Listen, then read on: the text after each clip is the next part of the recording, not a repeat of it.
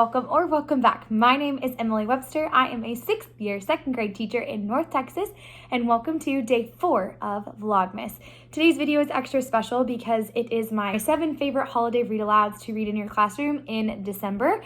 And this is going to be a really sweet video because it's not only going to include some Christmas books, we have a Hanukkah book, as well as just some fun, lighthearted holiday fun like with snowmen and gingerbread men.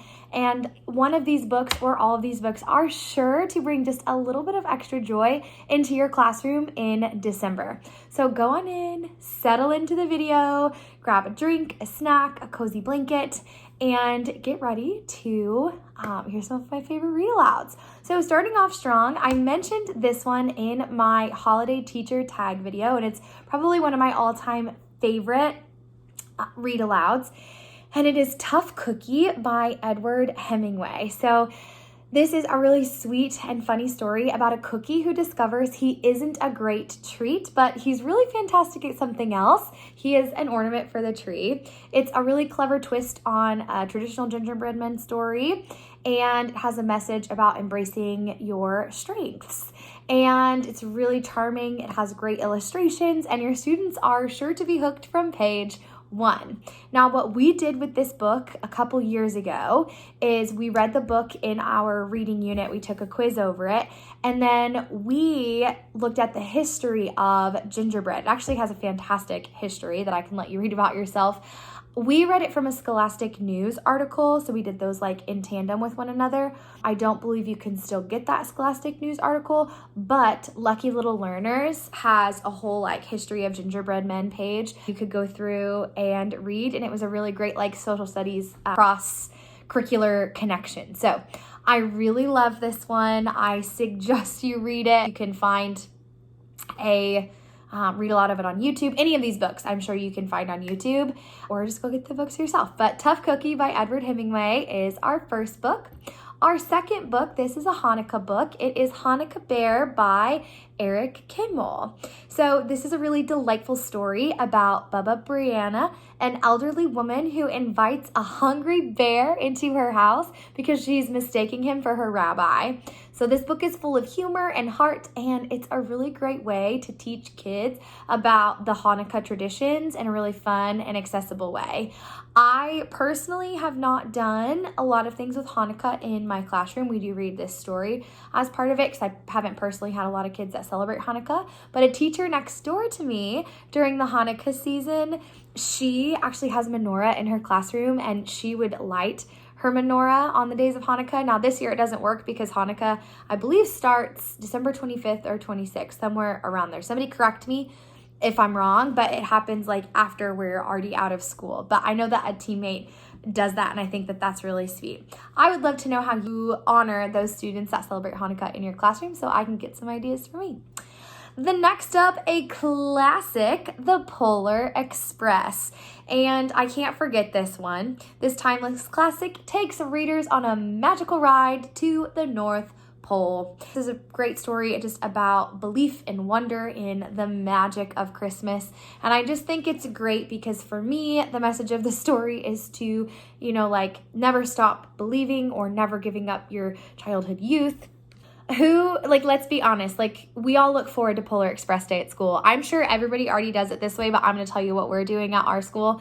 So we wear PJs. Every school that I've been at celebrates with wearing PJs, and you get to drink hot cocoa. But what we're doing this year is we are having a mug exchange with our students. So students are going to bring in a mug from home. We're going to play the left and right game, and then they're going to get a mug, and then they get to drink hot cocoa out of their mug while we enjoy watching the Polar Express. And last year we made it really fun because I printed off Polar Express tickets. So every student got to go into the Polar Express, and it was so much fun. So that's one of my personal favorites. I couldn't leave that one out. There are also a lot of Polar Express activities that I can just leave down in the description. I love that one. Hi, number 4, I also mentioned this one in my holiday teacher tag video, but it's How to Catch an Elf. Honestly, I could include How to Catch a Reindeer and How to Catch Santa Claus in this, but How to Catch an Elf is my all-time favorite because we read it on Elf Day. I actually just made the plans for this. In years past, well, first of all, let's talk about it. So How to Catch an Elf by Adam Wallace. Anything by Adam Wallace, I'm in love with. So it's a really light-hearted book about how to catch an elf. It's part of the How to Catch a Something series. It has lots of rhyming words. The kids are sure to be chuckling and giggling throughout the story. And it will spark some really great conversations for STEM activities, how-to writing, you know, things that we've talked about before. But I'm sure if you've read any of these books, you can understand just how it goes. It's one of my favorite ones to read. I read it every year. We read it on Elf Day. And how I've done this in years past is we've had a whole week dedicated to how-to writing. So like the first day we read the book, then we pre-write, then we draft, we edit, revise, and then we publish. Because of the way our curriculum falls now, I have to condense it into one day, so they just get one how-to worksheet. I love making elf traps, just like you would make a leprechaun trap, and that's really great if you have a classroom elf. But yeah, that How to Catch an Elf is another one of my favorites. All right. So next up on the list is Otto, the Ornament by Troy Cummings. And if you recognize that author name, it's because he's the same author that wrote Can I Be Your Dog? And that one is one of my all-time favorites. I just got this book at the book fair a couple weeks ago. A student bought it for me, and so I'm really excited to add it to my collection. But this is a really sweet story about a ornament who is trying to find the perfect tree where he shines the brightest, and that's all I'm going to say about it. It's a cute story. I suggest that you read it.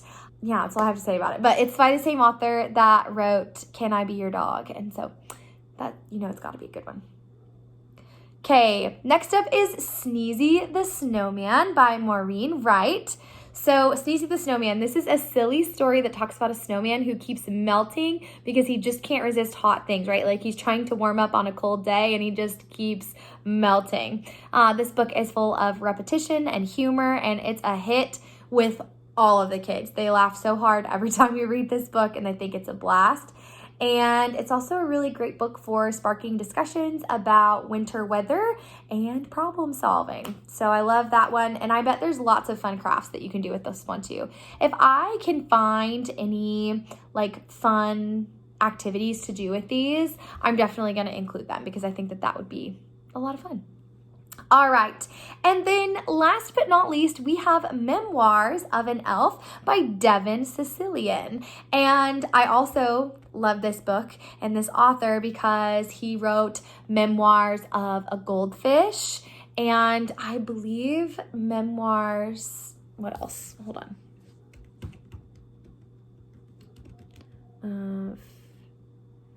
And Memoirs of a Hamster. And so they're really sweet, like diary books, and this one is fun because it gives readers like a hilarious behind the scenes look at Christmas night with an elf and Santa in the sleigh, and it is just a grand old time. I suggest that you read it. Oh, and it also is great for sparking discussions about like different perspectives, right? You know, like a lot of times when we're writing in second grade specifically, we're writing from our perspective, but writing from the perspective of someone else is just really fun. So I enjoy this one. 10 out of 10 recommend. So there you have it, my 7 favorite holiday read-alouds for the season. Each of these books brings something special to the table, from laughter to fun, heartwarming lessons. And I would like to know which ones you've read or are excited to read in the comments. Thank you so much for sticking around and watching this video. I know we went through these rapid fire. You are so great. If you've made it this far in the video, go ahead and leave me a book emoji, and I will see you in tomorrow's video. Bye, friends.